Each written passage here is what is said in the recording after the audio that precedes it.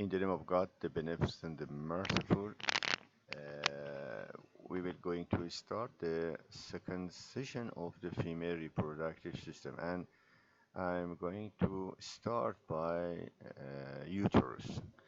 As you know, uterus is an organ which protects and provides nutrition to a fertilized ovum, enabling it to grow into a fully formed fetus. At the time of childbirth or parturition, a contraction of muscle in the wall of the organ result in expulsion of the fetus from the uterus. The uterus is also called hysterectomy, as we can use hysterectomy to removing the uterus in someone. The uterus is piriform in shape. It is about 3 inches long, 2 inches broad, and 1 inch thickness. The weight of uterus is about 30 or 13 or 40 grams. It can divide it into an upper expanded part called body and a lower cylindrical part called the cervix. These two parts, the junction of these two parts is marked by a circular construction. Here it can be detected. The body forms the upper two-thirds of the organ, and the cervix just form the lower one-third. Please attention, this muscular organ is vagina, starting from the external genitalia and goes inside, going up and backward. And as you can see here, it seems that the cervix of the uterus pierce the anterior wall of the vagina and go inside. Normally, the long axis of the uterus forms an angle of about 90 degree. This is the long axis, 90 degree with the long axis of the vagina. The angle is open forward. The forward bending of the uterus relative to the vagina is called anteversion. Anteversion. The uterus is also slightly bent forward on itself. Here is clear.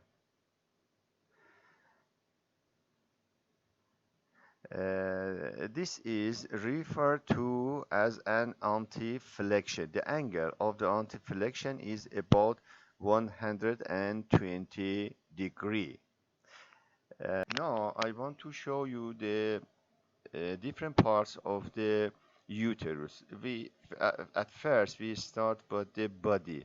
The body has a fundus. Here, this is the fundus, and two surface, anterior or vesical is related to the vesical, and posterior or intestinal, because here we can find intestine, and two lateral borders.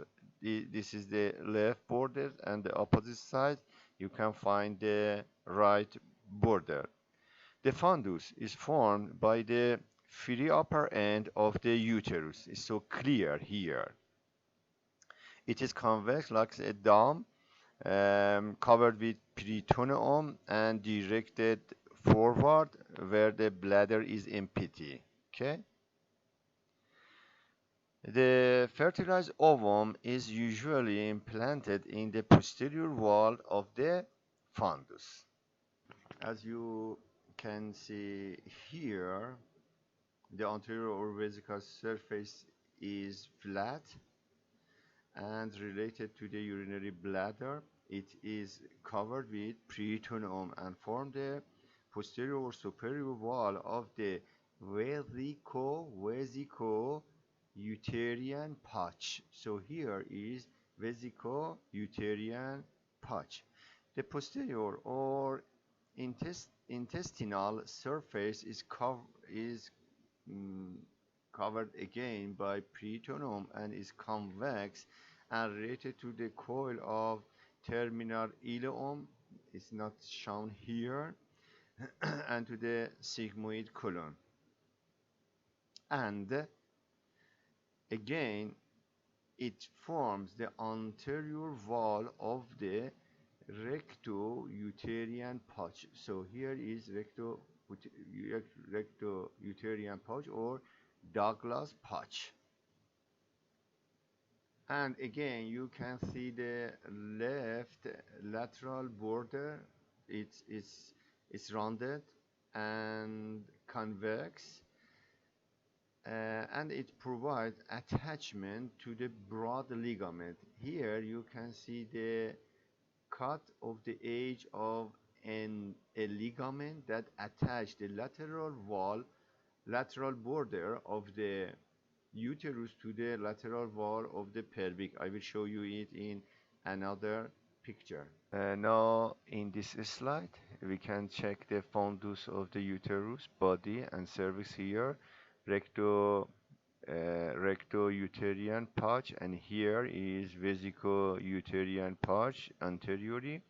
You can check the two uterine tube from the side, and again round ligament anteriorly that goes through the deep ring and each ovary on the left and right side, and these connective tissue that made by peritoneum show the broad ligament that I mentioned before. It attached the lateral borders of the uterus to the lateral walls of each side of pelvic. Please again have a look to the broad ligament, this part of the peritoneum. The uterine tube uh, here is better. You can see that the uterine tube made the upper border of this ligament, and the ovary located posterior than the broad ligament. I mean, from the anterior surface you cannot, or anterior view, you cannot see the ovary on each side, but posteriorly we can check easily the ovary.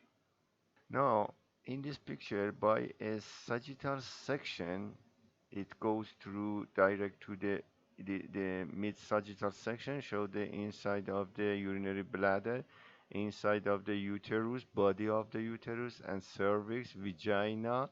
And as I mentioned before, it seems that the cervix pierces the anterior wall of the vagina and goes directly to the inside of the vagina and located to the posterior wall of the vagina. Look here, when the cervix, now I'm going to tell something about the cervix part of the uterus.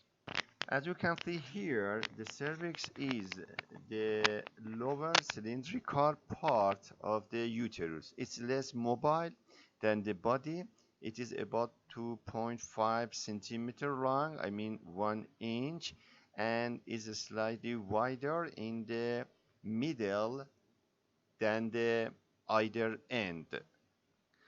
The lower part of the cervix projects into the anterior wall of the vagina, which divided into the we can divide into the supravaginal and the vaginal part for the cervix. The supravaginal part of the cervix related anteriorly, as you can see here, to the bladder, and posteriorly to the Douglas pouch or recto-uterine pouch.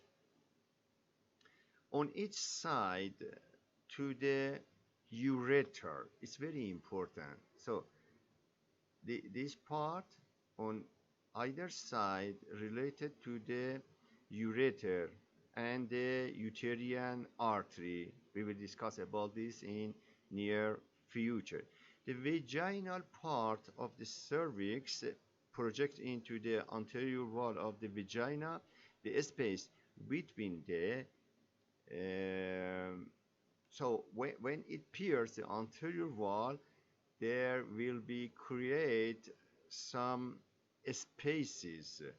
These spaces called fornices.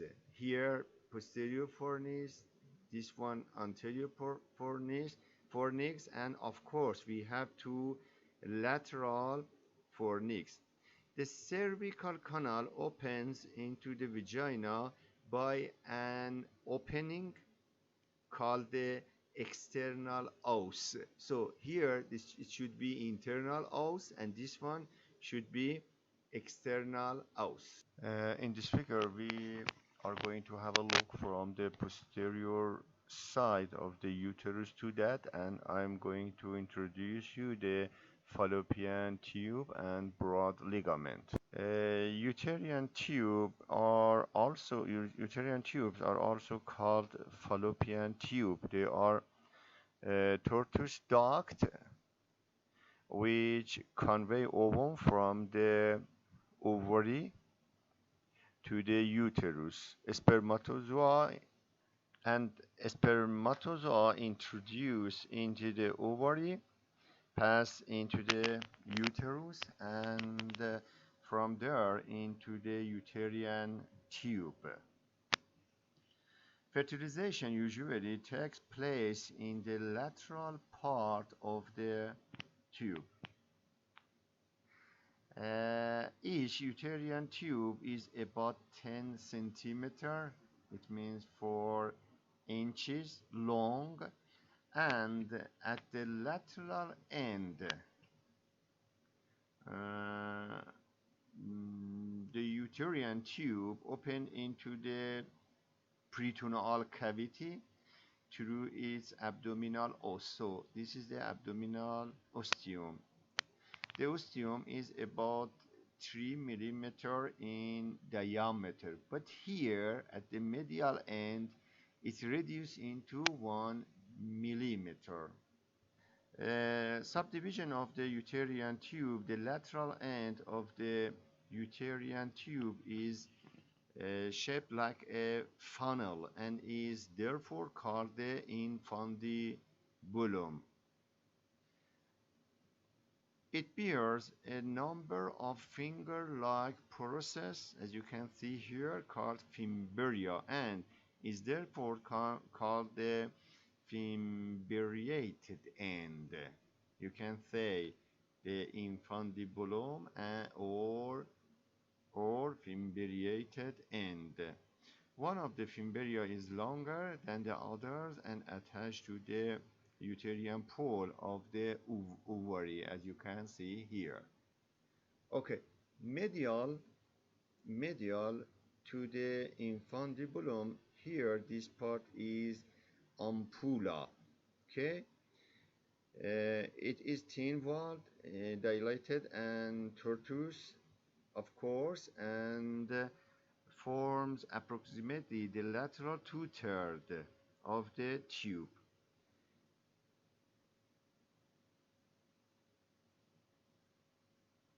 The ampulla is about 4 millimeter in diameter. Okay, here is the word infundibulum, ampulla. The most medial part made the isthmus. It is narrow, rounded, and cord-like, and forms approximately the medial one-third. Okay, medial is about 2 or 3 centimeter. When the uterine tube started, it started from the inside of the uterus, so this part make the intramural or interstitial part of the tube is about 1 centimeter long and lies within the wall of the uterus. It's open at the superior angle of the uterine cavity. I will show you in another picture. Blood supply of the uterine tube, as you can see here, this is the vaginal artery, and this one is uterine artery. Uterine artery cross the upper border of the ureter and reach to the lateral side of the uterus and supply the uterus, and then uterine arteries supply the medial two-third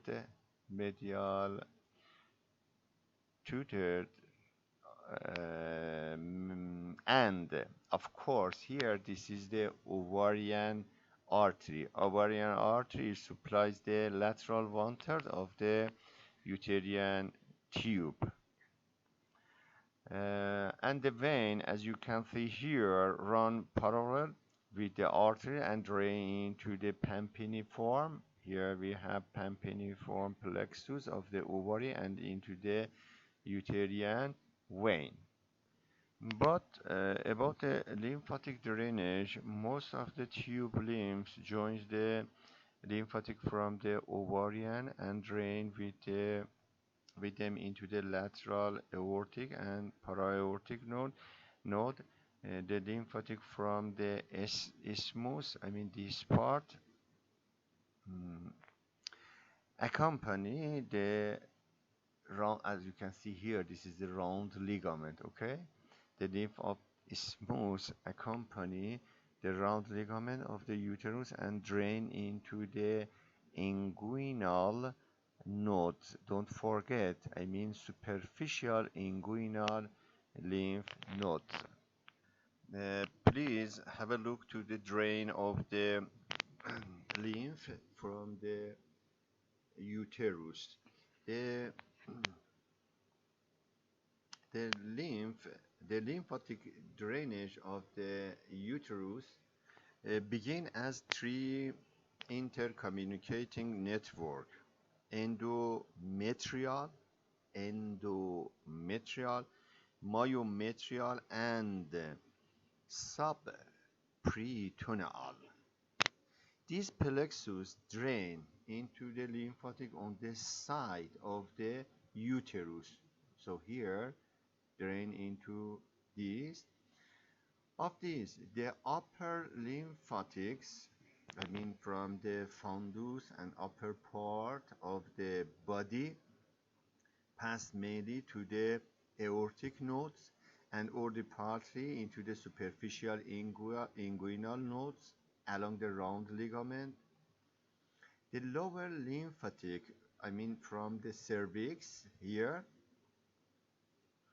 pass to the external iliac, internal iliac, and sacral node.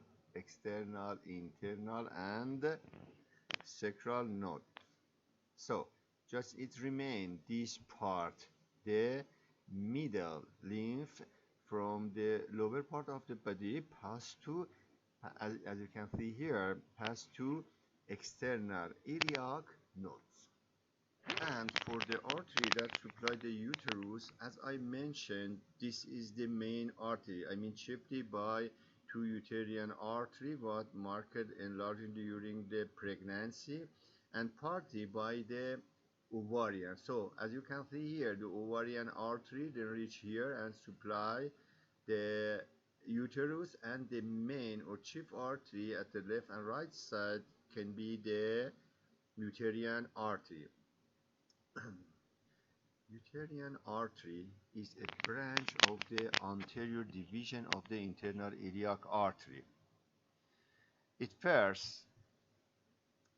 runs medially toward the cervix, as you can see here, crossing the ureter about the lateral fornix of the vagina 2 cm lateral to the cervix. As it's so clear here, when it reaches to the side of the uterus, the artery ascend along the side with a tortuous courses, as you can see here, and finally it runs laterally toward the hilum of the ovary and end by anastomosis with the ovarian artery. The tortuosity of the artery permit expansion of the uterus during pregnancy. Okay.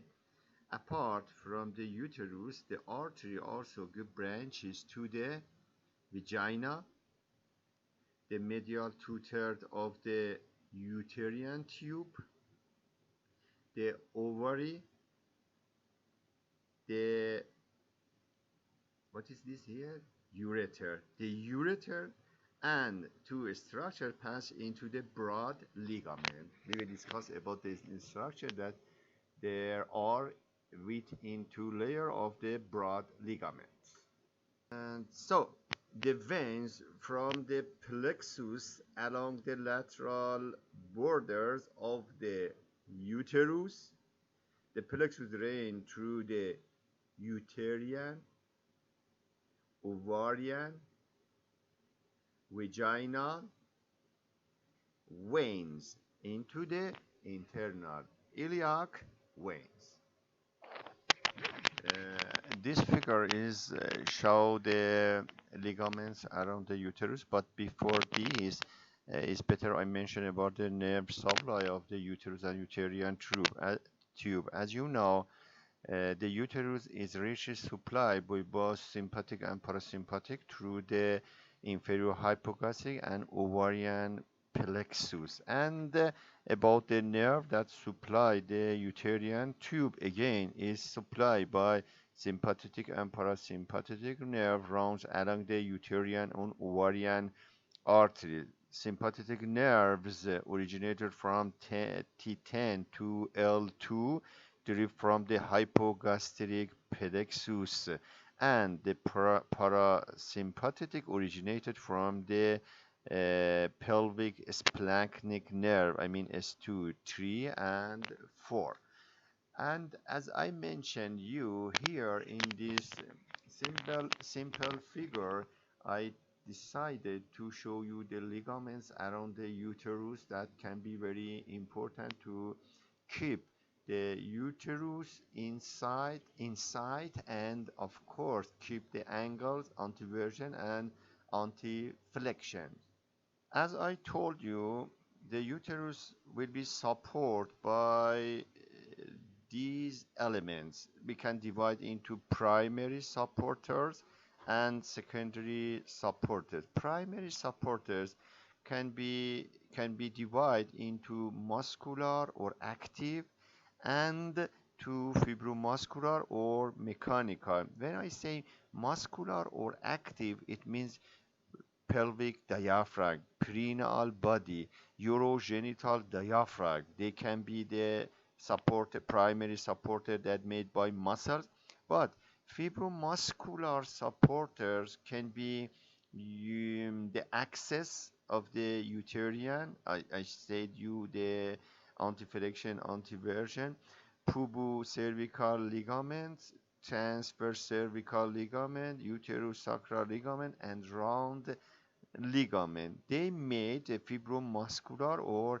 mechanical part. And the secondary supporters are, of course, are not very important because they formed by peritoneum. We can name some of them as broad ligament, uterovesical fold of peritoneum, or rectovaginal fold of peritoneum. Now let's check one by one. This one is pubocervical ligament. These ligaments connect the cervix to the posterior surface of the pubic. They are derived from the pelvic fascia and correspond to the medial and lateral puboprostatic ligament in male. Another one on the right and left side are transverse cervical ligament or Meckenroot ligament. These are also known by various other names. For example, lateral cervical ligament, cardinal ligament, or paracervical ligament. They are fan-shaped condensation of the pelvic fascia on each side of cervix above the levator ani and around the uterine vessels. They connect the lateral aspect of the cervix and the upper wall of the vagina to the lateral pelvic wall. And the uterosacral ligament, these are also condensation of the pelvic fascia. They connect the cervix to the posterior of the sacrum around the S2 and 3. So the uterosacral ligament keep the cervix against the forward pull of the round ligament. Let's check one more. This figure here, these are pubic bone, and this one is pubic symphysis, sacrum, all of the sacrum, and it shows the inlet of the pelvic. So this is a horizontal section that cross the urethra anteriorly, vagina, cervix and vagina here, and rectum, this part. And these ligaments that I mentioned, pubocervical, transverse cervical, and uterosacral, all try to stabilize the uterus inside. In this sagittal section, as I mentioned before, here this is the uh, round ligament of uterus. Round ligament of uterus is fibromuscular flank bone about 10 to 12 centimeter, lies between the two layers of the broad ligament. We will discuss about this in future. And anterior to the uterine tube. Each ligament begins at the lateral angle, okay, of the uterus, run forward and laterally, pass through the deep inguinal, transverse the inguinal canal, and merge with the areolar tissue of the labium majora after breaking up into thin filaments. Please have a look to the side of the uterus. This is the lateral border on the left side. Here, this opening belongs to the uterine tube from the left side that made cut here. This one is ligament of ovary that attached to the lateral border of the uterus, posterior and a bit inferior than the attachment of the uterine tube, and anterior and a bit inferior than the attachment of the uterine tube. You can find the round ligament, and on the right side, this is the round ligament that we discuss about this.